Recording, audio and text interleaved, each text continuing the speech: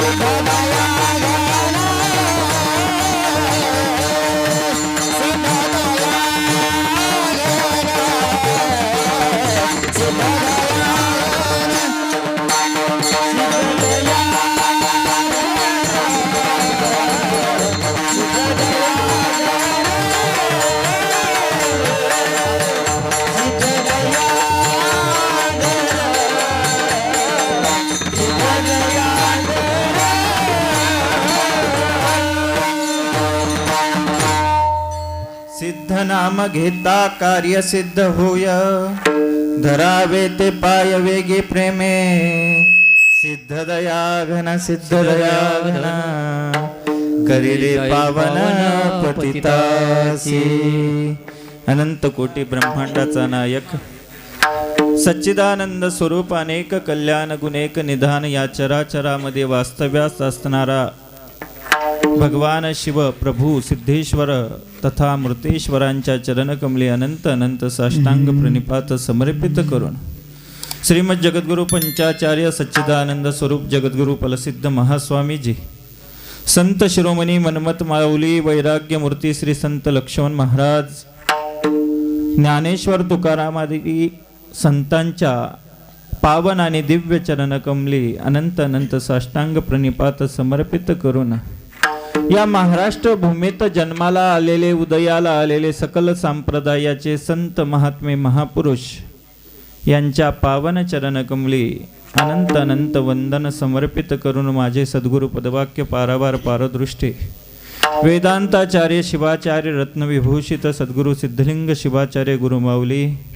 यांच्या दिव्य चरणकमली अनंत अनंत साष्टांग प्रणिपात समर्पित करून पुण्य पावन असणारी आपली ही मूर्ती नगरी भगवान मूर्तेश्वराच्या तथा भगवान मारुती राय यांच्या वास्तव्याने पुनीत झालेली ही भूमी, या भूमीमध्ये चालू असलेला हा अखंड शिवहरी नाम सप्ताह शिवापासून सुरू करायचं आणि हरीपर्यंत नेऊन पोहोचवायचं. हरीपासून सुरू करायचं आणि शिवापर्यंत.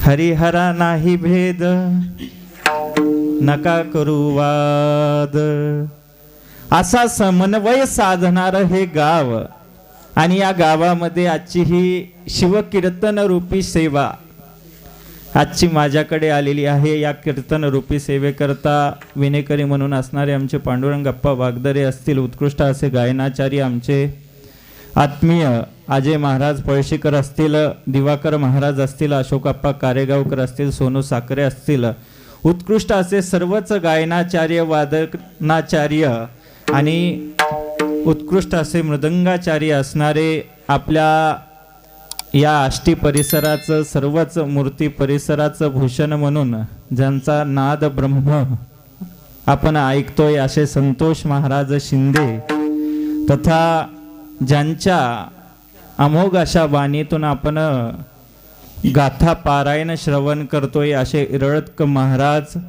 तथा उपस्थित स्वामीजी सर्वच कीर्तनकार प्रवचनकार आणि ज्यांच्या सौजन्यातून ही आजची कीर्तन रूपी सेवा या ठिकाणी संपन्न होत आहे असे शिवभक्त परायण राजेभाऊ वागदरे तथा सर्व वागदरे परिवार या भगवती पार्वती समान माता आणि भगिनी यांच्या हृदय मंदिरातील भगवान शिवाचं स्मरण करून शिवहर शिवहर शिवहर शिवहर शिवहर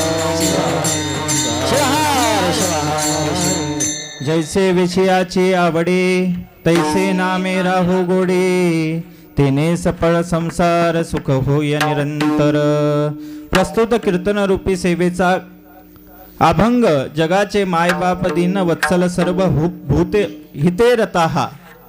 अत्यंत करुणामय ज्या माऊलीचं हृदय आहे, जी भक्तांच्या संकटामध्ये दुःखामध्ये धावून येते, असे फलसिद्ध महास्वामीजी यांचे कृपांकित साक्षात्कारी शिष्य वैराग्य मूर्ती श्री संत लक्ष्मण महाराज आष्टीकर तालुका परतूर जिल्हा जालना आपल्या जवळच असणाऱ्या आष्टी नगरीचं भूषण म्हणजे वैराग्य मूर्ती श्री संत लक्ष्मण महाराज यांच्या अभंग गाथ्यातील 3 चरणाचा अभंग. या अभंगाच्या माध्यमातून लक्ष्मण महाराज नामाचं महत्त्व सांगतायत आणि नाम घेतल्याने माणसाला सुखाची प्राप्ती होऊन त्याचा संसार हा सफळतेकडे नेतो आणि माणसाने ज्या परमेश्वराने आपल्याला जन्माला घातलं त्याचा स्मरण ठेवण्याचं आव्हान या अभंगाच्या माध्यमातून महाराज आपल्याला करतायत. यावर यथामती यथा चिंतन करण्याचा सद्गुरु सिद्धलिंग शिवाचार्य गुरुमाऊली जशी मती प्रेरणा देतील तसं चिंतन करण्याचा.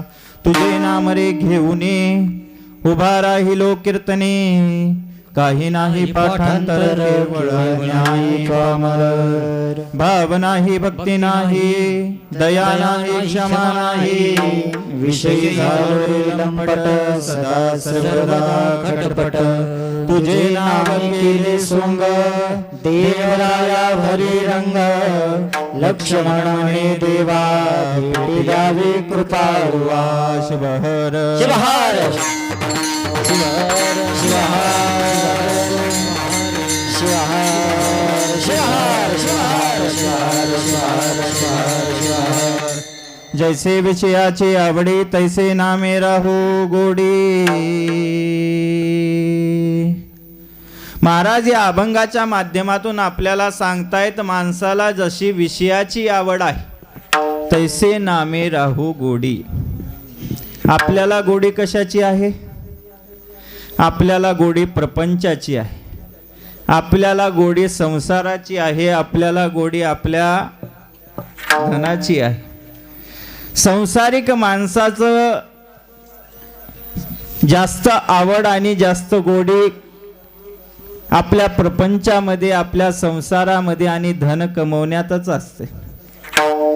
पण जन्माला आलेला जीव ज्या वासनेने जन्माला येतो, कारण वासनामय शरीर आहे आणि वासने करताच हा जीवाची धडपड, या जीवाची चाललेली ही तळमळ चालू असते. कारण प्रत्येक जीवाची धडपड ही वासनापूर्ती करता आहे. काय वासनामय शरीर आहे आणि या जीवाला वासनापूर्ती करण्याकरता अनेक प्रकारचे विषय आहेत, अनेक प्रकारचे लोभ आहेत. त्या माध्यमातून ही वासना पूर्ती करण्याचा हा जीव वासनेचा फासा घालून जीवासी वासनेचा फासा घालून जीवासी वासनेचा फासा घालून जीवासी वासनेचा फासा घालून जीवासी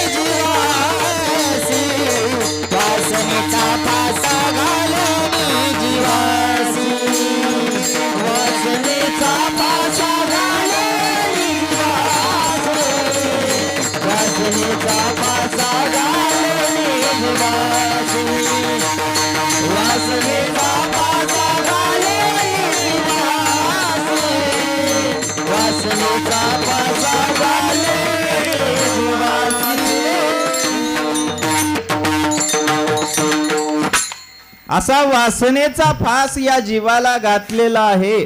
वासनेचा फासा घालून जीवासे आम्हा फिरविसे नाना योनी. वासनेचा फासा टाकलेला आहे वासनेचा. आणि ही वासना एवढी मलिन आहे, माणसाला एवढी मलिन करते कारण अविद्या आहे. आणि ही अविद्या माणसाला अंधकारात घेऊन जाते, या जीवाला अंधकारात घेऊन जाते. जे स्वरूप आहे त्या स्वरूपाला ते झाकून टाकतं, आच्छादित करतं. ही वासना आहे. आणि या वासनेमध्ये अडकलेला जीव 84 लक्ष योनी फिरून यावं लागतात. 84 लक्ष फिरक्यात अवचित प्राप्त नरदेह. संत काय सांगतात? 84 लक्ष योनी फिरून आल्यानंतर अवचित प्राप्त नरदेह. हा नरदेह अवचित म्हणजे दुर्लभ सांगितलेला आहे. शास्त्रकार भगवत्पाद शंकराचार्य देखील वर्णन करतात. दुर्लभम त्रयमय वेतत देवानुग्रह कारकम. मनुष्यत्वम मुमुक्षत्वम महापुरुष संश्रयाः. किती गोष्टी दुर्लभ आहेत? 3 गोष्टी दुर्लभ आहेत. एक मनुष्यत्व दुर्लभ आहे. नरदेह दुर्लभ जाणार तुम्ही वासुदेव वासुदेव म्हणा. नरदेह दुर्लभ जाणार तुम्ही वासुदेव वासुदेव म्हणा. शतवर्षाची गणना रे तुम्ही वासुदेव वासुदेव म्हणा. शतवर्षाची गणना रे तुम्ही वासुदेव वासुदेव म्हणा. त्यामध्ये दुःख यातना रे तुम्ही वासुदेव वासुदेव म्हणा. त्यामध्ये दुःख यातना रे तुम्ही वासुदेव वासुदेव म्हणा. तुम्ही आठवा मन सुरू जगा रे तुम्ही वासुदेव वासुदेव. तुम्ही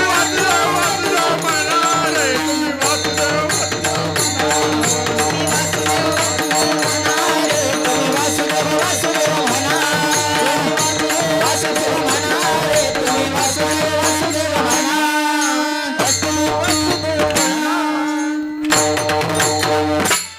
असा नरदेह दुर्लभ आहे. आणि या नरदेहात येऊन जर माणसाने नाम घेतलं नाही तर त्याचा संसार हा दुःखमय होतो.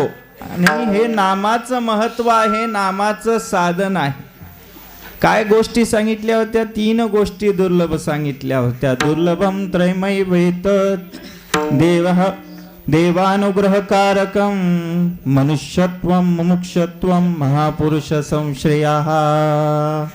3 गोष्टी दुर्लभ आहे, ज्या देवाच्या अनुग्रहाने देवाच्या कृपेने प्राप्त होतात. त्यामध्ये मनुष्यत्व दुर्लभम मानुषम प्राप्य जननम ज्ञान साधनम हे न जानती देवेशम तेषाम आत्मा निरर्थकः. दुर्लभ हा मनुष्य जन्म आहे. आणि दुर्लभ मनुष्य जन्म असून त्यामध्ये ज्ञान प्राप्ती करणं ही देखील इच्छा दुर्लभ सांगितलेली आहे. ही क्वचित माणसाला प्राप्त होते. ही इच्छा संतांना प्राप्त होते.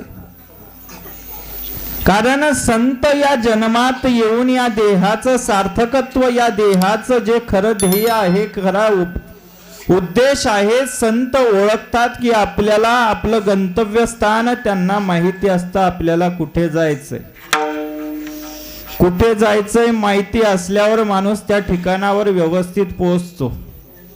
नाहीतर आपण गावातून निघालो, जायचं कुठं माहीतच नाही आपल्याला. आपण आपलं ठिकाणा आपल्याला माहिती असल्याशिवाय घराच्या बाहेर माणसाने पडू नये. पण संतांना आपलं ठिकाण माहित असतं, आपलं गंतव्य स्थान माहित असतं. पण या सामान्य जीवाला आपलं गंतव्य स्थान, आपलं ठिकाण माहिती नसतं. मग याची जाणीव हे संत आपल्याला या शास्त्राच्या माध्यमातून, अभंगाच्या माध्यमातून करून देतात की हा नरदेह दुर्लभ आहे.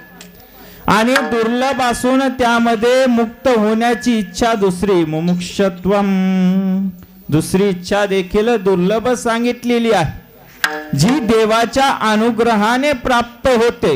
ज्याला आपण म्हणतो परमानंदाची प्राप्ती, आत्यंतिक दुःखाची निवृत्ती आणि परमानंदाची प्राप्ती. हे मुमुक्षत्व म्हणजे जिज्ञासू माणसाचं लक्षण आहे, मुक्त होणाऱ्या माणसाचं लक्षण आहे. ज्या जीवाला या जीवनातून इहलोकाचा त्याग करून परलोकाची म्हणजे परमानंदाची प्राप्ती करायची आहे, त्याला मुमुक्षत्व म्हटलेलं आहे. ईश्वर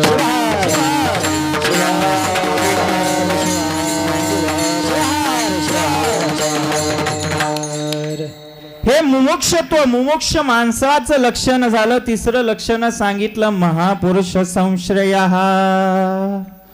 संतांची संगती ही दुर्लभ सांगितलेली आहे. क्वचित लोकांना संतांची संगती लाभलेली. आणि संत संगतीमध्ये काय सुख आहे हे संत संगतीमध्ये गेल्यानंतर कळतं. कारण दुर्जनांचा त्रास माणसाला, खळाची संगती दुःखासी कारण होतो अपमान.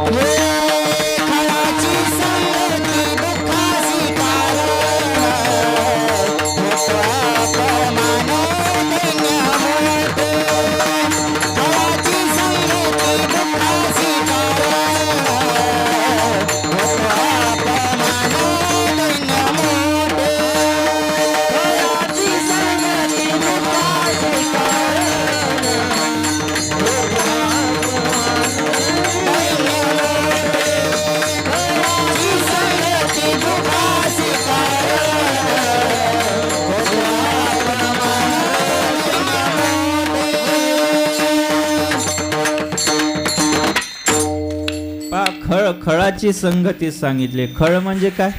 दुर्जन. आणि दुर्जनाची संगती माणसाला नेहमी करता त्रासदायक ठरते. कारण दुर्जनाच्या संगतीमध्ये राहिला माणूस, एखादा बिडी ओढणारा असेल, दारू पिणारा असेल, त्याच्या संगतीत राहून काय होतो? बिघडतो का सुधारतो? माणूस बिघडतो. आणि दुर्जनाच्या संगतीत राहिल्यानंतर माणसाला एकतर काय करावं लागतं? होतो अपमान, दैन्य मोठे, मार खावा लागतो. कारण की दुर्जन कधी काय करल काय सांगता येत नाही. हे दुर्जनांच्या संगतीचं लक्षण आहे. पण सज्जनांची संगती, तुम्ही भाग्यवान आहात. या मूर्ती ग्रामवासियांना अनेक संतांची संगती मिळाली. भगवान बाबांसारख्या संतांची संगती मिळाली. भीमसिंग बाबांसारख्या संतांची संगती मिळाली. कारण संतांची संगती मनोमार्गे गती, ही संतांची संगती आहे. शिवहर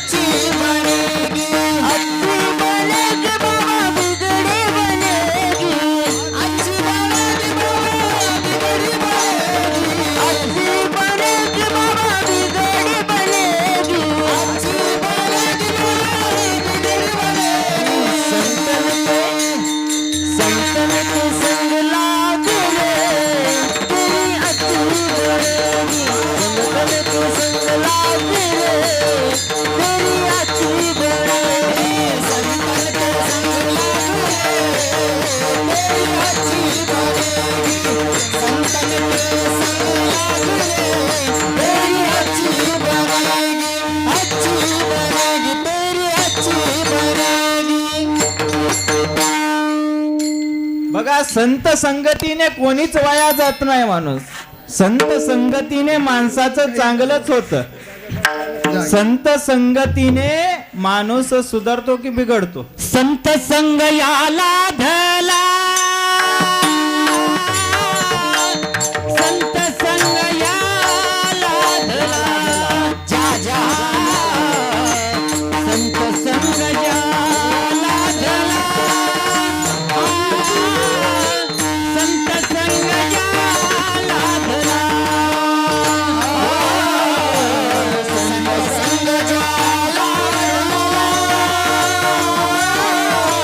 संत संग याला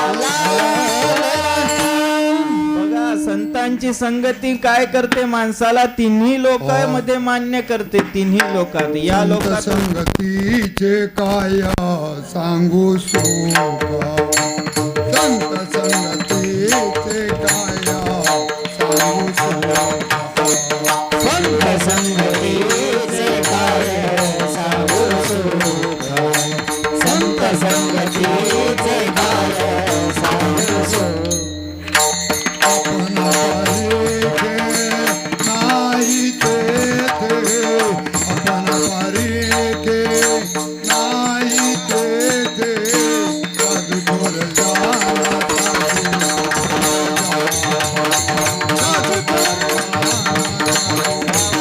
साधू आपण पारिखे नाही तेथे आपण पारिखे नाही तेथे साधू थोर जाना साधू थोर जाना साधू थोर जाना साधू थोर जाना.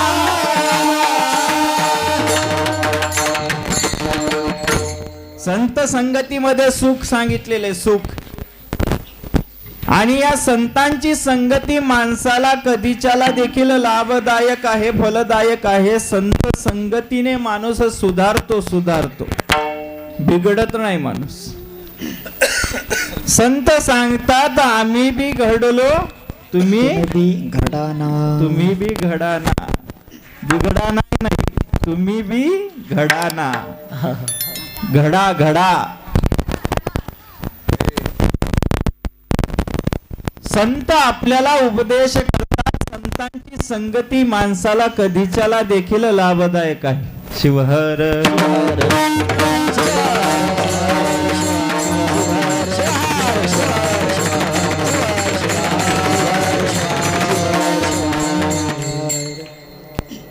ही संतांची संगती लाभदायक आहे. संतांच्या संगतीमध्ये गेल्यानंतर माणसाला स्वरूप कळते. संत संगतीने मितुपणा हरे मनोवृत्ती स्थिरे अधिष्ठानी. संतांची संगती माणसाला मितुपणापासून दूर नेते आणि मनोवृत्ती स्थिरे अधिष्ठानी मनामध्ये स्थिर करते. कारण मनामध्ये जे विषय आहे, जी वासना आहे, त्या वासनेला करण्याचा प्रयत्न संत करतात. कारण हे विषय सांगितलेले आहे आणि हे विषय महाभयंकर आहे. शब्द स्पर्श विषयामध्ये एक प्राणी अडकलेला आहे. प्रत्येक विषयामध्ये शब्दामध्ये कोण अडकलंय? शब्दामध्ये हरिण अडकलाय. स्पर्शामध्ये हत्ती अडकलाय.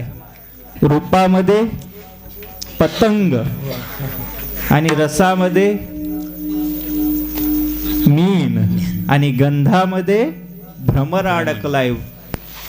प्रत्येक विषयामध्ये एक हा प्राणी अडकलाय. कारण हरणाला शब्द प्रिय आहे आणि त्या बासरीची धून ऐकली की हरिण शिकारी हरणाची शिकार करण्यासाठी बासरी वादन करतात आणि बासरी वाजवली की त्या बासरीच्या धुनामध्ये शब्दामध्ये एवढा हरिण मग्न होतो की ऐकल्याबरोबर मग्न झाल्याबरोबर शिकाऱ्याच्या जाळ्यात अडकतो. हत्तीला पकडण्यासाठी देखील काय करतात? हत्तीला स्पर्शाची आवड असते.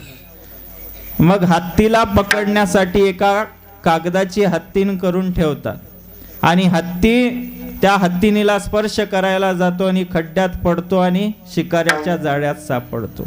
शब्द स्पर्श रूपामध्ये कोण अडकलंय? पतंग. जो दिव्याकडे जातो झेप घ्यायला, प्रकाशाकडे जातो आणि स्वतः नष्ट होऊन जातो. रसामध्ये मीन अडकलाय, मासा. जो मासा रस चाकण्यासाठी जातो आणि कोळी लोकांच्या जाळ्यात अडकतो. गंधामध्ये भ्रमर अडकलाय. भ्रमर हा कमळाचा फुलांचा सुगंध घेण्यासाठी कमळावर बसतो आणि ते गंध घेण्यात एवढा मग्न होतो सूर्यास्ताची वेळ होते. कमळ पाकळ्या मिटून घेतो. एवढा भ्रमर लाकडाला कुरतडू शकतो, पण त्या कमळाच्या पाकळ्या तो भेदू शकत नाही आणि गंधामध्ये अडकून तो तिथेच मरण पावतो.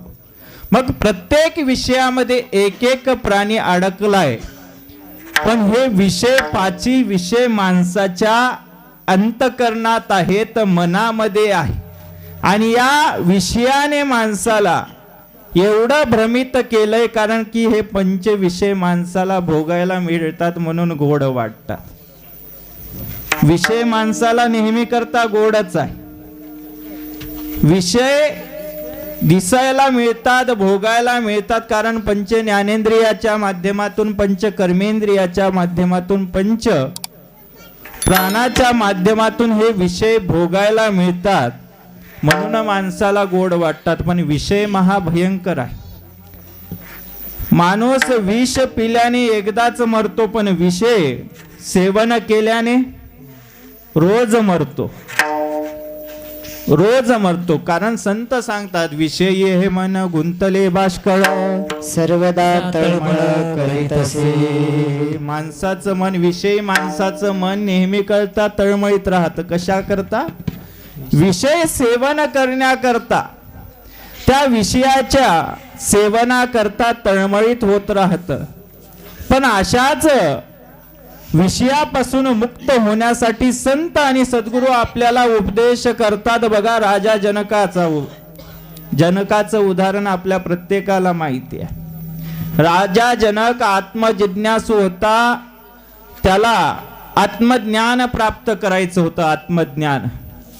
आणि त्या आत्मज्ञान प्राप्त करण्याकरता राजा जनकाने अनेक सद्गुरूंचा शोध घेतला, योग्य गुरूंचा शोध घेतला. शुकाचार्यांसारखे उपदेश करण्यासाठी राजा जनकाच्या दरबारामध्ये असायचे.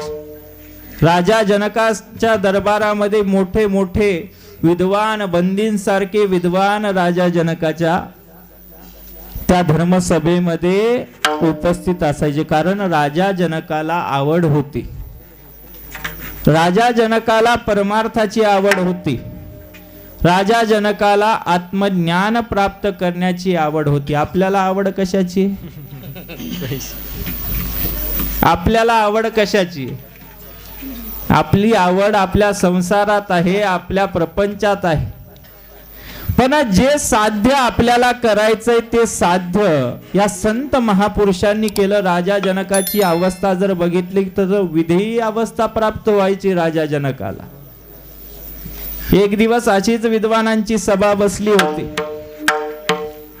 आणि विद्वानांची सभा बसली, शास्त्रार्थ चालू होता. शास्त्रार्थ चालू असताना त्या शास्त्रार्थामध्ये एक व्यक्तीने प्रवेश केला आणि त्या शास्त्रार्थामध्ये तो व्यक्ती त्या सभेमध्ये आला आणि सभेमध्ये आल्याबरोबर काही लोक त्या व्यक्तीकडे बघून हसू लागले, मोठमोठ्याने हसू लागले. हसण्याचं कारण जर पाहिलं, ज्या व्यक्तीने ज्या सभेमध्ये प्रवेश केला होता तो व्यक्ती होता अष्टावक्र. अष्टावक्र हा 8 ठिकाणी वाकडा होता आणि त्याच्या शरीराकडे पाहून लोक हसू लागले. ते विद्वान हसू लागले. मग ते लोक हसतायत, ते विद्वान हसतायत म्हणून अष्टावक्राने देखील मोठमोठ्याने हसायला सुरुवात केली. मग त्या विद्वानांनी विचारलं, आम्ही हसतोय याचं कारण आम्हाला माहिती आहे, पण तू हसतोय त्याचं कारण काय आहे ते तू आम्हाला सांग. अष्टावक्राने सांगितलं, मला वाटलं ही राजा जनकाची सभा आहे आणि राजा जनकाच्या सभेमध्ये सगळे विद्वान लोक बसलेले आहेत, पण ही विद्वानांची सभा नाही, मूर्खाची सभा आहे, मूर्खाची गाढवाची सभा आहे. मध्ये नेमकं तुम्ही कोणाला बघून हसताय? माझ्या शरीराला बघून हसताय की माझ्या आतमध्ये असणाऱ्या आत्म्याला बघून हसताय? बघा, नदी, गंगा नदी तिरपी वाहते, पण तिचं पाणी कसं आहे? सरळ आहे. माझं शरीर 8 ठिकाणी वाकडा असलं तरी माझ्या आतमध्ये असणारा तो आत्मा सच्चिदानंद स्वरूप आहे, तो निसंग आहे, अखंड आहे, अनंत आहे शिवहर.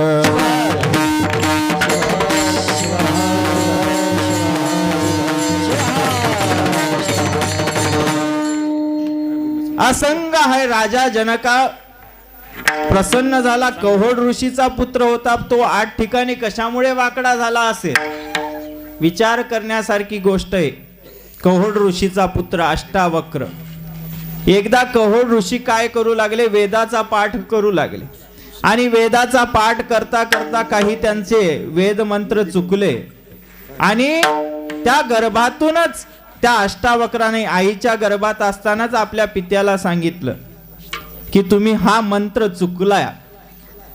तर तेव्हा त्या कहोड ऋषीने सांगितलं, तू आत्ताच गर्भात असताना मला सांगतोय की मी चुकलोय, तू बाहेर आल्यावर काय करशील.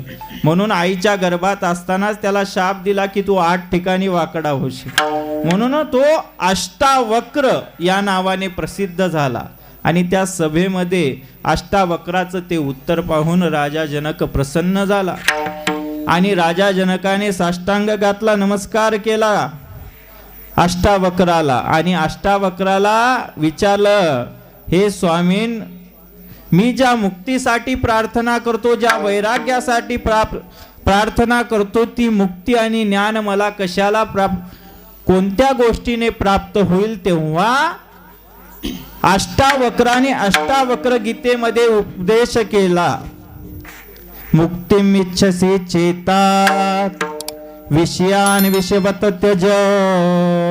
तुला जर खरंच मुक्तीची कामना आहे, तुला जर खरंच मुक्ती प्राप्त करून घ्यायची आहे, मुक्त होण्याची इच्छा आहे, तर विषयांचा तू विषाप्रमाणे त्याग कर. कारण ध्यायतो विषयान पुंसान संगस्तेषोपजायते संगात संजायते कामहा कामात क्रोधोभिजायते. माणसाला विषय भोग करायला गेलं, विषयाचं जर ध्यान करायला गेलं तर माणसाला त्या विषयाच्या संगतीमध्ये काय उत्पन्न होतो, काम उत्पन्न होतो, क्रोध उत्पन्न होतो, लोभ उत्पन्न होतो, मोह उत्पन्न होतो आणि ते जर पूर्ण नाही झालं तर क्रोध उत्पन्न होतो, राग येतो माणसाला. विषय पूर्तता नाही झाली, विषय पूर्तता नाही झाली तर माणसाला राग उत्पन्न होतो. पण जशी माणसाची त्या विषयामध्ये रुची आहे, जशी त्या विषयामध्ये आवड आहे, विषय ओढी भुलले जीवा, आता याची कोण करीना जीवा, उपजनारा आयरी बाबा, पळोली धावणारी विषय ओढी भुलले जीवा, कोण करीना याची किंवा.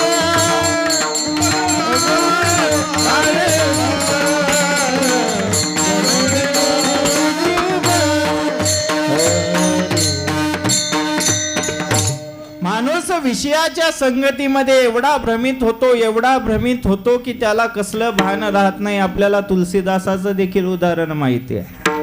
असे अनेक उदाहरण आहे. पण जसं माणसाचं मन हे विषयामध्ये अडकलेलं असतं, विषयामध्ये गोडी असते, तशीच गोडी लक्ष्मण महाराज अभंगाच्या विषयाची आवडी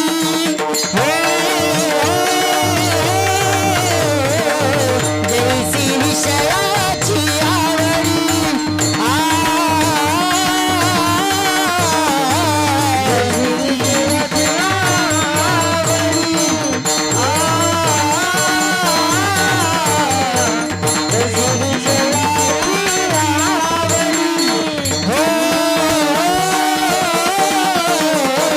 जैसी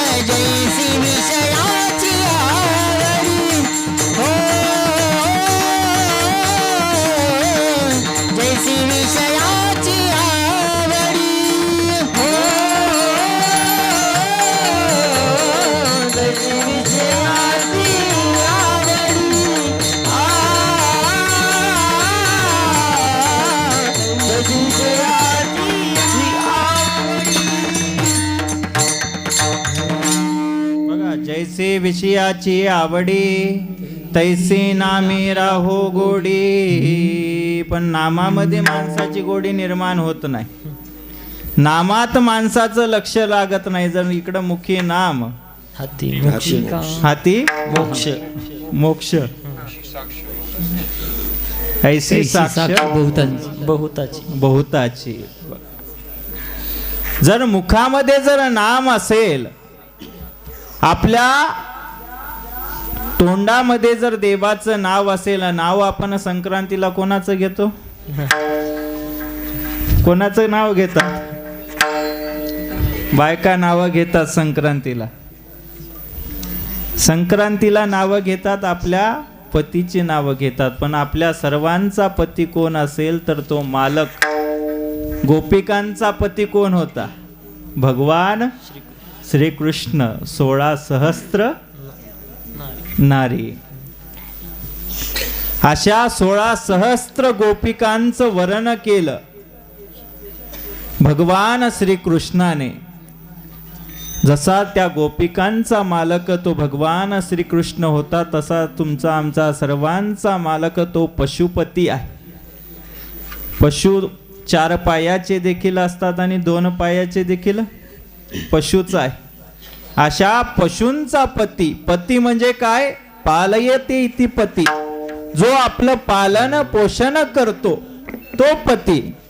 मग आपण नाव घेतो. कोणाचं नाव घेतो? जो अन्न देतो उदरासे, शरीर विकणे लागे तयासी. माझेने घातले जन्मासी, त्यासी कैसे विसरावे. अन्न देतो म्हणून आपण पतीचं नाव घेतो. पण आपल्याला ज्याने जन्माला घातलंय त्या देवाचं आपण कधी नाव घेतो का? पण त्या देवाचं नाव जर माणसाने घेतलं, त्या नामामध्ये जर गोडी माणसाची असली, नाम श्रेष्ठ का रूप श्रेष्ठ? नाम श्रेष्ठ की रूप श्रेष्ठ? नाम. नाम श्रेष्ठ. कारण नामाने दगड तडले. दगड.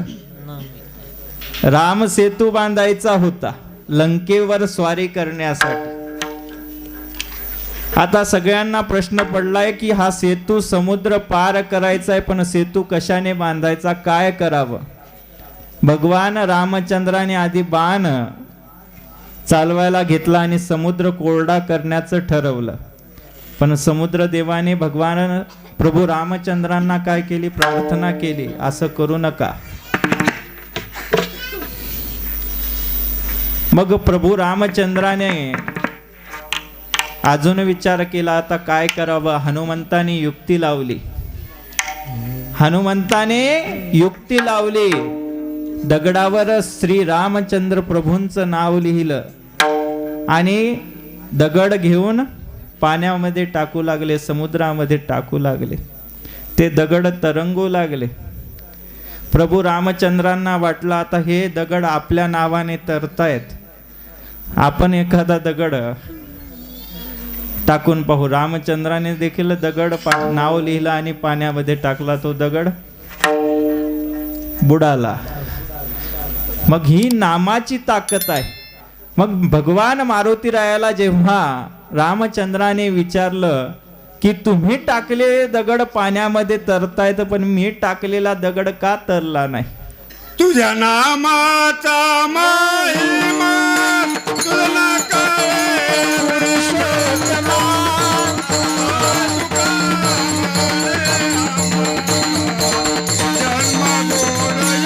तुझ्या नामाचा महिमा तुला कळे पुरुषोत्तमा.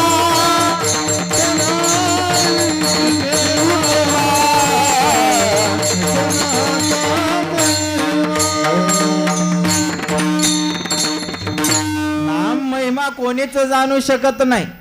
नाम फार श्रेष्ठ आहे. नामाने अनेक प्राणी तरुण गेले, पशु तरुण गेले. शिवनाम अग्नी पापते अरण्य जाळीतो कारुण्य महिमा मोठा. शिवनाम देखील अग्नी समान सांगितलेलं आहे.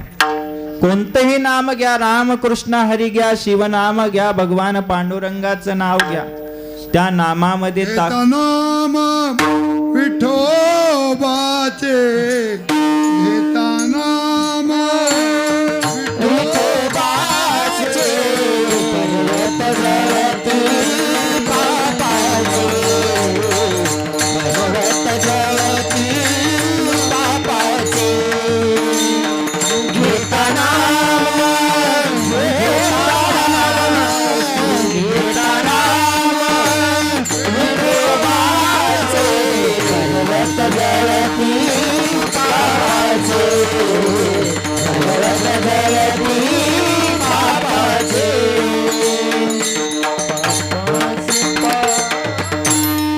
माणसाच्या नामाने पाप जळतं पाप, पण नाम घेता आलं पाहिजे. मग ते शिवाचा असो की विठोबाचा असो, हे नाम रूप अलग आहेत. हे पंथ भेद संप्रदाय वेगवेगळे आहेत. प्रत्येक संप्रदायाप्रमाणे प्रत्येकाच्या साधना वेगवेगळ्या आहेत. प्रामुख्याने गणले जाणारे 5 संप्रदाय सांगितलेले आहेत आपल्या या भारतीय संस्कृतीमध्ये: शैव, वैष्णव, शाक्त, गाणापत्य आणि सूर्य उपासक, सौर उपासक म्हणतात. शैव भगवान शिवाला आराध्य मानतात, वैष्णव भगवान विष्णूला आराध्य मानतात, शाक्त भगवती शक्तीला आराध्य मानतात, प्रधान मानतात, आणि गाणापत्य भगवान गणपतीला प्रधान मानतात, ब्रह्म मानतात. सौर उपासक भगवान सूर्यनारायणाला ब्रह्म मानतात. प्रत्येक पंथाने आपापल्या देवाला ब्रह्म ठिकाणी जाणलंय. संत सांगतात आपला तो एक देव करून घ्यावा, तेने विना जीव सुख नव्हे. तेने विना जीव सुख नव्हे. बघा, सुख प्रत्येक जीवाला काय पाहिजे? सुख. सुखच पाहिजे. कोणाला दुःख हवंय का? सुखाची कामना जीवाला आहे, कारण अत्यंती दुःखाची निवृत्ती, परमानंदाची प्राप्ती. दुःख निवृत्त होण्यासाठी माणसाला नावच घ्यावं लागतं. अनेक जन्माचं दुःख घेऊन हा मनुष्य प्राणी दुःख निवृत्तीसाठी धडपड करतोय, पण ज्या दुःख निवृत्तीसाठी त्याची धडपड चालू आहे आणि सुख प्राप्तीसाठी तळमळ चालू आहे, पण ज्या सुखासाठी तो धडपडतोय, ज्या तळमळतोय, पण त्या मधून आपल्याला खरंच सुख मिळतंय का? सुख शोधण्याचा प्रयत्न आपला विषयात चालू आहे, आपल्या धनात चालू आहे, विषयात चालू आहे, धनात चालू आहे, प्रपंचात चालू आहे, पण त्यामधून आपल्याला खरंच सुख मिळतं का? प्रत्येक जीवाला सुख कसा हवंय? नष्ट न होणार सुख, शाश्वत असं सुख हवंय. संत सांगतात अक्षय सुखाचा लागला से ध्यास, म्हणून पायास शरण आलो. अक्षय असं सुख हवंय आम्हाला. कसं? नष्ट न होणार, कायम स्वरूपी आमच्या जवळ राहणार. पण आपल्याला कोणतं सुख मिळतं?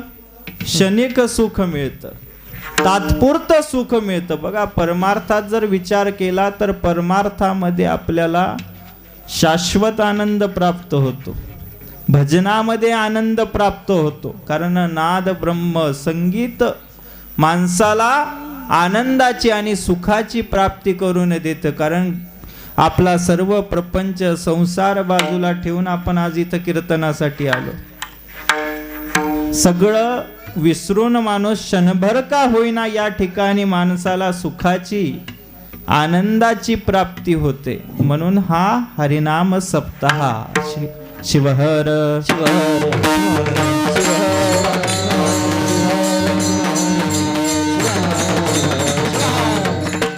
कारण अपेक्षा ठेवणं माणसाचं जीवाचं कर्तव्य आहे, आणि प्रत्येक जीवाला अपेक्षा आहे सुख प्राप्तीची. पण त्या अपेक्षेची पूर्तता न झाल्यास माणसाला मोठी दुःखाची प्राप्ती होते. पण त्या दुःख निवृत्ती करण्यासाठी नामाचं महत्व, अनन्यसाधारण महत्व सांगितलेलं आहे. आणि त्या नामाच्या माध्यमातून अनेक संत जे भक्तातून संत पदापर्यंत पोहोचले. मग ज्ञानेश्वर माऊली असतील, संत तुकाराम महाराज असतील, संत वीरशैवा मधले जर संत विचार केले तर मनमत माऊली असतील, संत लक्ष्मण महाराज असतील, हे नामाच्या माध्यमातून, नामाने माणसाच्या अंतःकरणाची शुद्धता होते. कारण अंतःकरणामधलं पाप जळतं, पाप. कारण शिवनाम अग्नी, पाप ते अरण्य जाळी कडकडून महिमा मोठा. नाम अग्नी आहे, अंतःकरणामधलं पाप जाळतं, ताप जाळतं. अंतःकरणामधलं दैन्य जाळतं, कारण पाप ताप दैन्य गेलं. माणसाचं हे पाप ताप नष्ट झाल्यानंतर अंतःकरणामध्ये शिवभक्तीचा, भगवंताविषयी परमेश्वराविषयीचा भक्तिभाव जागृत होतो. आणि भक्ती ही सर्वात सुलभ भक्ती सांगितलेली आहे. मोक्ष कारण सामग्र्याम भक्तिरेव गरीयसे. आणि ही भक्ती कशी आहे? प्रेमाची अत्यंत परिकाष्ठा म्हणजे भक्तीचं स्वरूप आहे. प्रेमाची उच्च अवस्था. जे परम प्रेमास्पद असणारा कोण आहे तर तो भगवंत आहे, परमेश्वर आहे, भगवान. तो ब्रह्मस्वरूपाने जाणतो आपण. त्या परमेश्वरावर माणसाचं प्रेम झालं पाहिजे. भक्ती झाली तर माणसाचा हा संसार कसा होतो? अभंगाच्या दुसऱ्या तेने सफल संसार, संसार तेने सफल संसार, संसार तेने सफल संसार, संसार तेने सफल संसार, तेने सफल संसार, संसार तेने सफल संसार, संसार तेने सफल संसार, संसार तेने सफल संसार. सुख होया निरंतर, सुख होया निरंतर,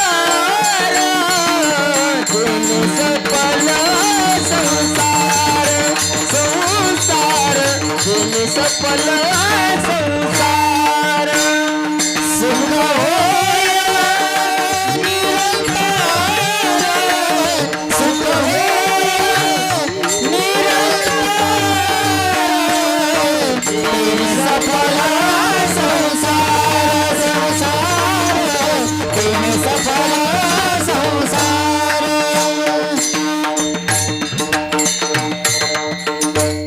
बघा, त्याचा संसार हा सफळ आहे. येणे सफळ संसार, सुख होय निरंतर. संसार केव्हा सफल होतो? जेव्हा हा जीव भगवत नामामध्ये मग्न होतो, दंग होतो, तेव्हा त्याचा संसार सफळ होतो. विषयात मग्न असणाऱ्या, वासनेमध्ये मग्न असणाऱ्या माणसाचा संसार कधीच सफळ होत नाही. या संसारी वासनेमध्ये जर अडकायचं नसेल तर नाम श्रेष्ठ आहे, संत सांगतात. शिवहर शिवहर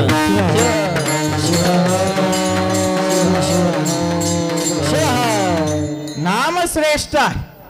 नाम घेणं महत्वाचं आहे. मग ते नाव आपल्या मुखामध्ये नेहमी करता जर असला तर आपला संसार सुखाचा होईल, आपला संसार सफल होईल. मग त्या संसाराला सफल करण्यासाठी आपल्याला शास्त्रविहित काम करावे लागतात, शास्त्रविहित कर्म करावे लागतात. कर्म कसं सांगितलेलं? दोन प्रकारचं कर्म सांगितलेलं, विहित कर्म आणि निषिद्ध कर्म. जे शास्त्राला अनुसरून केलेलं जाणारं कर्म त्याला विहित कर्म म्हणतात. शास्त्राला अनुसरून केलेलं कर्म. आणि शास्त्र विरुद्ध केलेलं कर्म हे निषिद्ध कर्म आहे. कारण हा जीव कर्माधीन आहे, कर्म सिद्धांत सांगतो. आणि ईशावास्य उपनिषद काय सांगतं? कर्म करणं हा जीवाचा अधिकार आहे. कुर्वन्ने वेह कर्माणी जिजी विषय छतम समाहा एवं त्वयि नान्यथे तोस्ति न कर्म लिप्यते नरे. 100 वर्षाचं माणसाला आयुष्य मिळालेला. किती? 100 वर्ष. दिवाकर महाराज जगतो का 100 वर्ष? आता माणूस 100 वर्ष जगतोय? शास्त्र मर्यादा देखील काय सांगितले? शतायुर वय मनुष्य हा. 100 वर्षाचं देवाने आयुष्य दिलंय, पण 100 कोण गाठेल काय सांगता येत नाही. मानव अल्प आयुष्य मानव देह सतगजलेचे अर्धरात्र खाय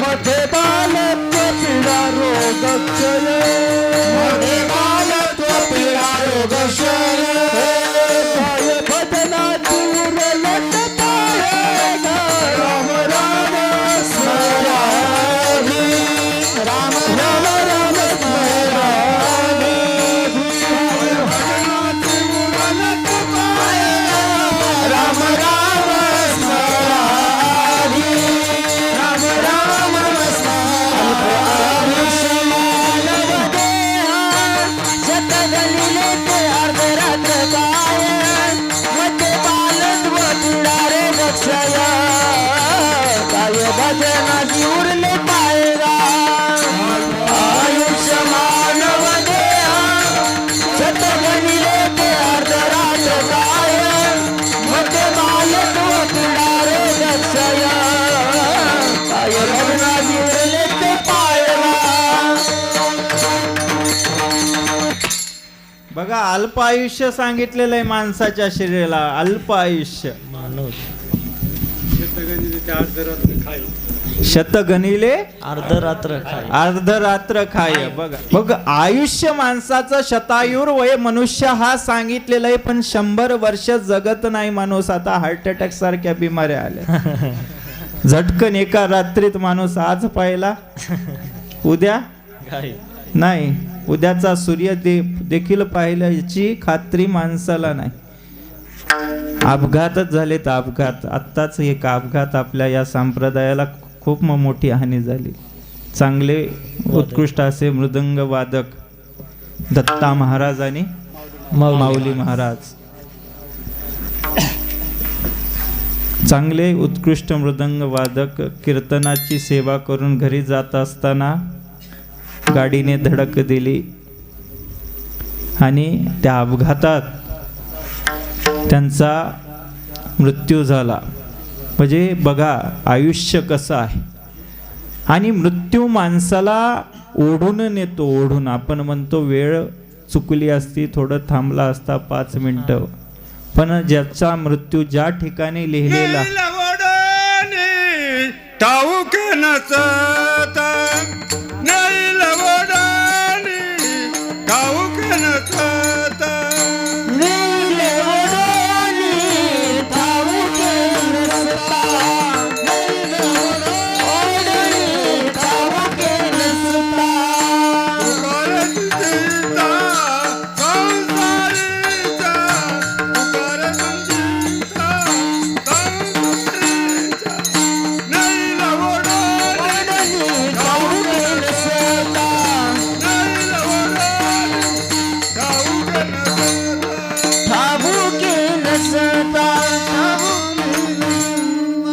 तुकारे दुश्चिंता संसारीच्या. बघा मृत्यू माणसाला ओढून नेतो.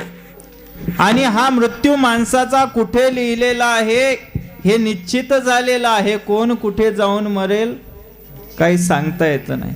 पण मोठी संप्रदायाची हानी झाली त्या दोघांच्या तरुण मृदंगाचार्याच्या. त्यांच्या आत्म्यास भगवान शिवप्रभू शांती प्रदान करो, त्यांना शिवपदाची प्राप्ती करून देव. शिवहर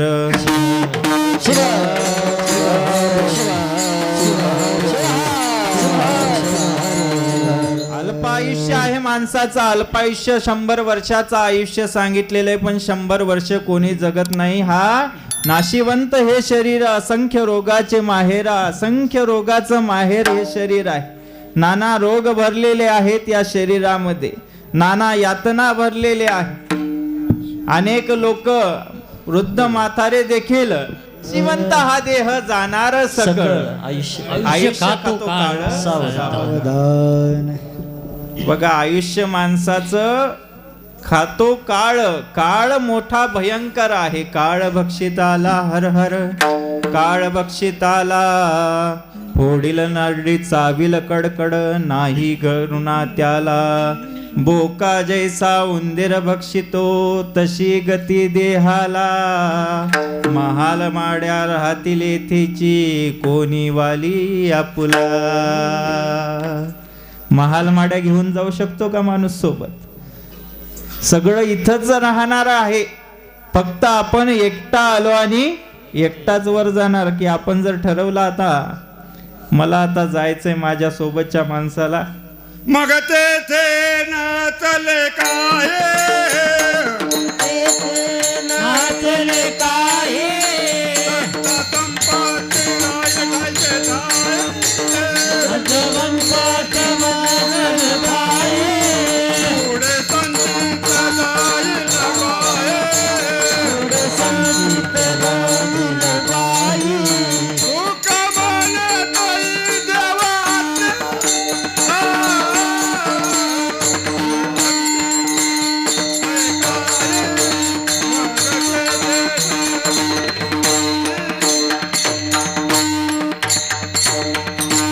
इथं कोणाचंच काय चालत नाही. ज्यालाच मरण आलंय त्यालाच जावं लागतं. असंच एक गोष्ट चालू होती. एक 90 वर्षाचा जर्जर झालेला म्हातारा एका नदी किनाऱ्यावर बसला होता.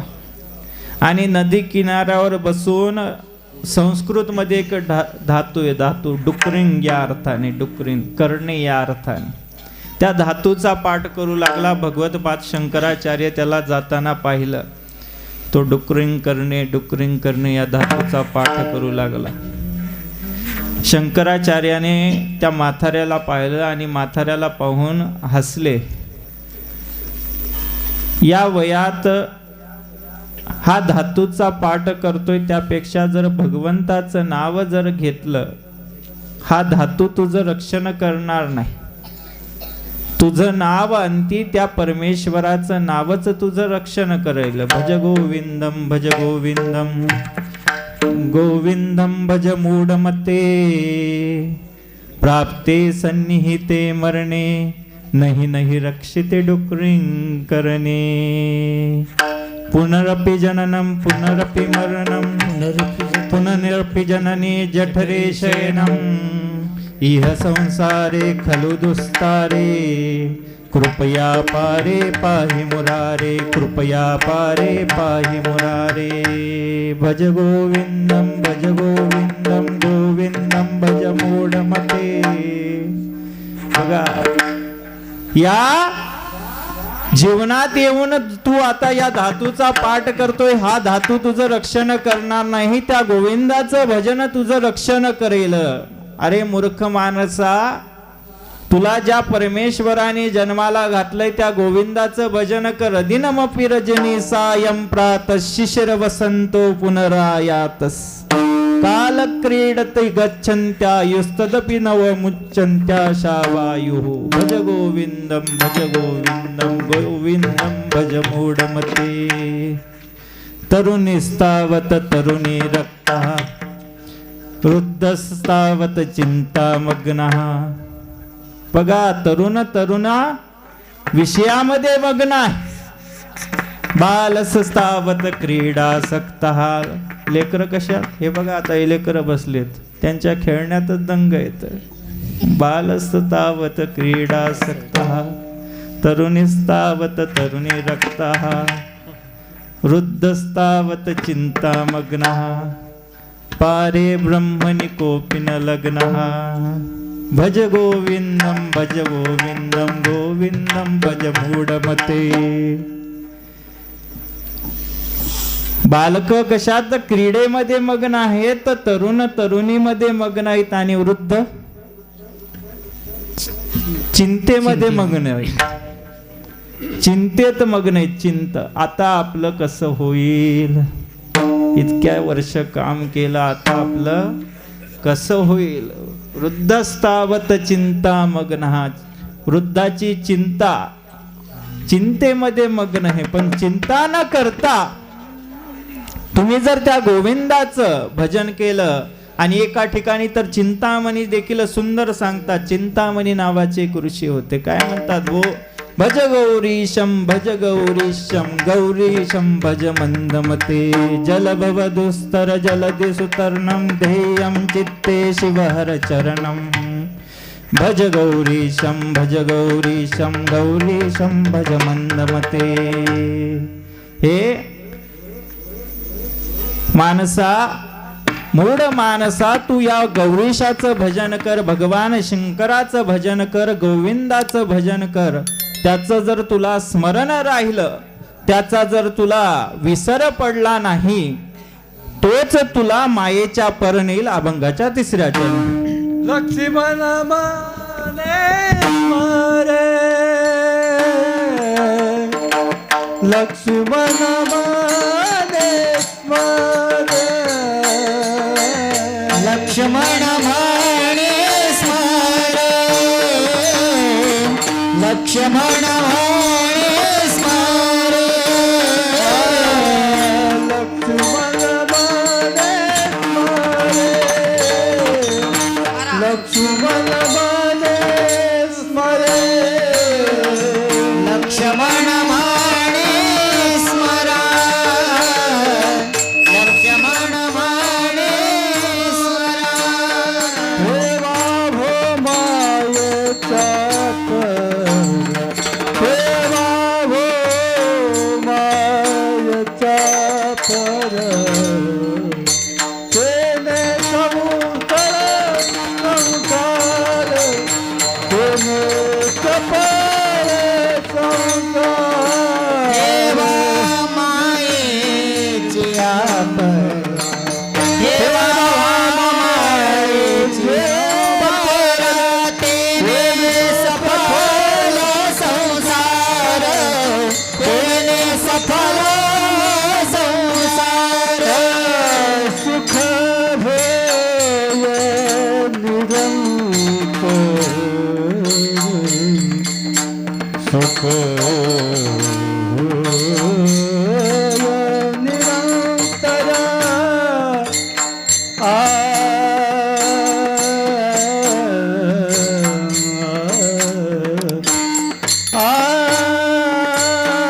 सुख भोय निरंतर.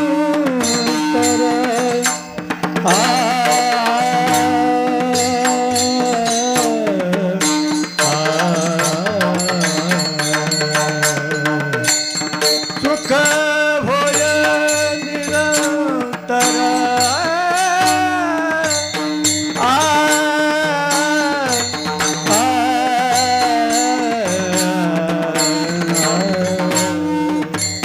सुख भोय निरंतर. थोडी थोडी म्हणा.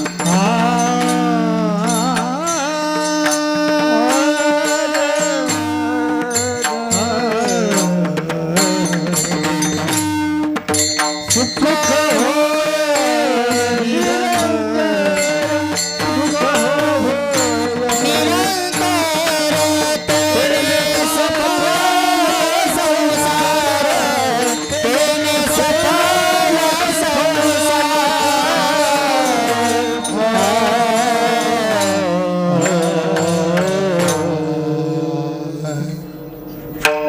लक्ष्मण म्हणे स्मर, ठेवा भा मायेच्या पर. देवाचं जर स्मरण ठेवलं तर माणूस मायेच्या पलीकडे जातो, अविद्येच्या पलीकडे जातो. अविद्या मुक्त करण्यासाठी देवाचं स्मरण गरजेचं आहे, देवाची आठवण गरजेची आहे.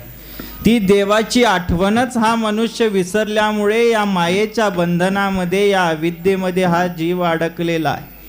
बरं, देवाचं जर स्मरण झालं, माणसाला जर स्वरूपाचं स्मरण झालं, स्वरूपी विसर म्हणून संसार, दुःखाचा सागर भव दुःख. स्वरूपाचा विसर जर पडला तर माणसाला मोठं दुःख प्राप्त होतं. पण त्याच स्वरूपाचं जर स्मरण झालं, स्मरण करा रे मनी भाव धरा रे, संसार सागर भक्ती बळे करा रे. स्मरण जर देवाचं केलं, त्याची भक्ती केली, अनन्यसाधारण भक्तीला महत्व दिलेलं, अनन्यसाधारण श्रवण भक्ती असेल, कीर्तन भक्ती असेल, स्मरण भक्ती असेल, पादसेवन भक्ती असेल, नवविधा प्रकारची भक्ती सांगितलेली. त्या नवविधा भक्तीपैकी एक जरी भक्ती माणसाने केली तर सहज तो जीव या मायेच्या पलीकडे जाईल, कारण स्मरण झालेलं आहे देवाचं. आणि या देवाच्या स्मरणासाठी माणसाला नामाची आवश्यकता आहे, अशा हरिनाम सप्त्याची आवश्यकता आहे, हरिपाठाची गरज आहे, शिवपाठाची गरज आहे. कारण माणसाने हरिपाठ असो, शिवपाठ असो, जर हा नित्य केला, नित्य जर माणसाचं नामस्मरण असलं तर अंतकाळी माणसाच्या मुखामध्ये काही येईल, नावच येईल. आणि अंतकाळी जे नाव आलं त्यानेच माणूस तरुण जातो. अंतकाळी जर संसार माणसाला आठवला तर पुन्हा या संसारात जन्माला यावं लागतं. पुनरपी जननी जठरे शयनम. पुन्हा संसारात यावं लागतं, पुन्हा संसारात अडकावं लागतं. मग देवाचं जर स्मरण माणसाला असलं तर आपल्याला पुन्हा या संसार बंधनात येण्याची गरज नाही. या संसाराच्या पलीकडे माणूस जातो देवापर्यंत. जगद्गुरु तुकोबाराय सदेह वैकुंठाला गेले. सदेह काय भक्ती असेल, त्यांच्या भक्तीची ताकद असेल. सदेह वैकुंठ गमन या देवांचं झालंय. संजीवन समाधिस्थ असणारे ज्ञानोबा माऊली, मनमत माऊली, जगद्गुरु प्रसिद्ध महास्वामीजी संजीवन समाध्या यांनी घेतल्यात. कशाच्या माध्यमातून? योगाच्या माध्यमातून संजीवन समाधिस्थ. काय ताकद असेल या संतांची. आपण संतांना वाटत बसलोय जातीत, पंथात, धर्मात.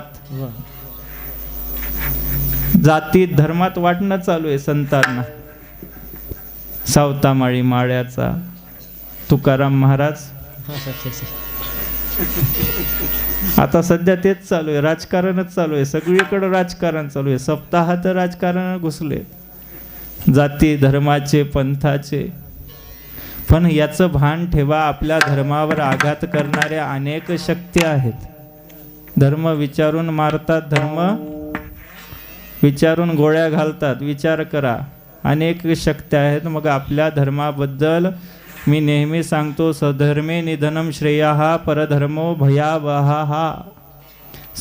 स्वतःच्या धर्मामध्ये मरणं कधीच्याला श्रेयस्कर आहे. परधर्म हा भयावह आहे. अनेक ख्रिश्चन मिशनऱ्या तुमचं धर्मांतर करतायत. अनेक ख्रिश्चन मिशनऱ्या काही भागात तर वडापाव देऊन धर्मांतर करतायत. वडापाववर वडापाव खाऊ घालायचा, पैसे द्यायचे आणि आमचा धर्म स्वीकार करा. आता तर एवढी सुविधा दिली आहे, मुलांना मुली मिळत नाही म्हणून आमच्या धर्माचा तुम्ही स्वीकार करा, तुमचं लग्न देखील आम्ही लावू आणि 1 लाख रुपये तुम्हाला देऊ. कशासाठी? धर्मांतरण करण्यासाठी. मग आपण सजग राहिलं पाहिजे, जागृत राहिलं पाहिजे आपल्या धर्माविषयी. आपण या धर्मासाठी बलिदान देणारे छत्रपती संभाजी महाराजांसारखे, छत्रपती शिवाजी महाराजांसारखे राजे, या हिंदवी स्वराज्याचं निर्माण कार्य त्यांनी केलं, रक्षण केलं मुघलांच्या तावडीतून. या धर्म वाचवला, त्यांचे अनंत उपकार आहेत. नाही तर हरिनाम सप्ते झाले नसते आपले. हे सप्ते आपण नाव घेऊ शकलो नसतो. देवाचं नाव देखील घेऊ अनेक मंदिर उद्ध्वस्त केले मुघलांनी. अनेक मंदिरांचे उद्ध्वस्त केले. उद्ध्वस्त आपले देव फोडलेत. मग विचार करण्यासाठी गोष्ट आहे. आपल्या धर्माबद्दल माणूस नेहमी जागृत. मला कोणाची भीती नाही बरं का. आम्ही सगळं सोडलंय. काय आज नाही उद्या मरायचंच आहे. मी बोलायला भीत नाही. मग धर्माबद्दल, आपल्या धर्माबद्दल माणसाने नेहमी जागृत असलं पाहिजे. धर्माबद्दल धर्माबद्दल आपली आस्था असली पाहिजे. छत्रपती संभाजी महाराजांना धर्म कबूल करायला लावला होता, पण काय म्हटले असतील, काय हाल केले, 40 दिवस हाल केलेत. आता बलिदान मास चालू आहे सध्या धर्मवीर छत्रपती संभाजी महाराजांचा. 40 दिवस हाल केले, 40 दिवस. बघा कशासाठी? धर्म कबूल करण्यासाठी. धर्म पण सोडला का धर्म आपला? नाही. आपला हा सनातन हिंदू धर्म. अनेक आघात या धर्माने सहन केलेत, अनेक आघात. तरी देखील आपली आध्यात्मिकता, आपल्यामध्ये असणारी पारमार्थिकता, आपलं असणारं संतांवरचं प्रेम हे आपल्याला या धर्माच्या बाजूला जाऊ देत नाही. पण आपली निष्ठा ढळू द्यायची अजिबात नाही. आपल्या धर्मावर आपली निष्ठा असली पाहिजे आणि ती निष्ठाच आपल्याला आपल्या धार येते ती धर्म. हा धर्मो रक्षिती रक्षित. हा धर्म तुमचं रक्षण करेल. तुम्ही धर्माचं रक्षण करा, तो धर्मच तुमचं रक्षण करेल. मग अशा धर्माचं पालन या संतांनी, महापुरुषांनी केलं आणि त्याच धर्माचं पालन करण्याचं आव्हान हे संत महात्मे महापुरुष या अभंगाच्या माध्यमातून आपल्याला सांगतायत की देवाचं स्मरण ठेवा, तो देवच तुम्हाला तारणारा आहे. नामस्मरण करा, भगवत चिंतन करा, त्या माध्यमातून तुमची बुद्धी, तुमचं मन शुद्ध होईल. असे शुद्ध भाव ज्याचा देव अंकित तयाचा, आणि देव त्यालाच प्राप्त होतो ज्याचा शुद्ध भाव आहे, शुद्ध हेतू आहे. आणि त्या शुद्ध भावानेच देव आपल्याला प्राप्त होतो. मग त्या शुद्ध भावासाठी या संतांनी वारंवार तुम्हाला ही विनंती आहे. लक्ष्मण महाराजांची लक्ष्मण म्हणे स्मर ठेवा व्हा मायेच्या पर. देवाचं स्मरण ठेवा. आपल्या जवळचेच लक्ष्मण महाराज आष्टीकर यांच्या अभंग गाथ्यातील महाराजांचे 5509 अभंग आहेत. आपल्या गावातील लोकांना माहिती आहे. आपल्या मूर्ती गावावर पण अभंग आहे महाराजांचा. पंचक्रोशी प्रदक्षिणा केली महाराजांनी, गोदावरी परिक्रमा केली, गंगा महात्म्य लिहिलं. आणि आपल्या जवळच आष्टी आहे, त्या आष्टीला आपण एकदा लक्ष्मण महाराजांचं दर्शन घेतलं पाहिजे. संत आपल्याला तारतात, संत आपल्याला या भवसागराच्या पार नेतात. आणि अशाच संत लक्ष्मण महाराजांचं मंदिर जसं देहुला जगद्गुरू तुकोबारायांचं गाथा मंदिर उभारणार आहे, तसं संत लक्ष्मण महाराजांचं गाथा मंदिर आष्टीत लवकरच त्याचा भूमिपूजन सोहळा दिनांक 7 मे 2026 रोजी संपन्न होणार आहे. त्या सोहळ्यास आपल्या सर्वांना उपस्थित व्हायचं आहे. आणि त्या मंदिराकरता आपल्याच गावातले तुळशीराम आप्पा वागदरे यांनी 1,01,000 रुपयाची घोषणा केलेली आहे. आमचे पांडुरंग आप्पा वागदरे असतील यांनी 21,000 रुपयाची घोषणा केलेली आहे. माऊली आप्पा वागदरे असतील यांनी 5,555 रुपयाची घोषणा केलेली आहे. असे अनेक वागदरे, नागनाथ आप्पा वागदरे यांनी 11,000 रुपयाची घोषणा त्या मंदिरासाठी केलेली आहे. असं असंख्य तुमच्या गावातून सर्वांकडून सहकार्य हवं आहे. मला काय जातीचं हे नाही बरं का, मी त्या जातीपातीच्या पलीकडे गेलो आता, त्या धर्माच्या याच्या पलीकडे. हां, मला तुमच्या प्रत्येकाची एक वीट, गावातल्या प्रत्येक माणसाची एक वीट लक्ष्मण महाराजांच्या मंदिराला लागली पाहिजे. दिवाकर महाराज, ही जबाबदारी तुमची. प्रत्येक माणसाचं सहकार्य त्या मंदिरासाठी जास्तीत जास्त करून तुमचं झालं पाहिजे. सर्वच गायक वादक इथे उपस्थित, भजनी मंडळ, कारण की लक्ष्मण महाराज आपलेच आहेत. आणि लक्ष्मण महाराजांना संकुचित न ठेवता, कारण महाराजांचे अभंग प्रत्येक देवतेवर त्यांनी समन्वय साधलाय. शिव तोची राम जाना, राम तोची शिव माना. शिव आणि राम एकच आहे असा अभंग लक्ष्मण महाराजांचा आहे. स्वरूपी काही भेद नाही, वादू नका धरा सोयी.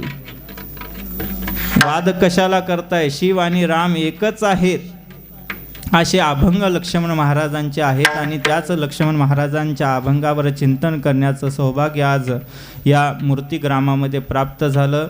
आणि ते तुमच्या प्रती असणारा हा भाव, तुमच्या माझ्याविषयी असणारा हा भाव या ठिकाणी खेचून घेऊन आला. कारण तारीख मोठ्या दिवाकर महाराज असतील, राजेभाऊ वागदरे असतील, हे वागदरे परिवार या गावातील सर्वच वीरशैव समाज, आमचे स्वामी सचिन स्वामी देखील उपस्थित आहेत. आणि पुतळीहून खास भजनाकरता आलेले आमचे अशोकप्पा महाराज कारेगावकर, हे सर्वच मंडळी यांच्या निमित्ताने ही कीर्तनं. मला काही जास्त भजनाचा याचं हे नाही, अंग नाही, तरी देखील तुमच्या सर्वांच्या साथीने एकदा या गायनाचार्यासाठी, वादकासाठी टाळ्या वाजवायला. हे कॅमेरावाले आपले, त्यांच्यासाठी टाळ्या वाजवा. आजचे अन्नदाते त्यांच्याकरता एकदा टाळ्या वाजवा. कसा का होईना आवाज माझा तुमच्यापर्यंत पोहोचला, साऊंड सिस्टीमवाल्यासाठी टाळ्या वाजवा. सुंदर असं आयोजन करणारी ही सप्ताह कमिटी, या सप्ताह कमिटीसाठी एकदा टाळ्या वाजल्या पाहिजे जोरदार.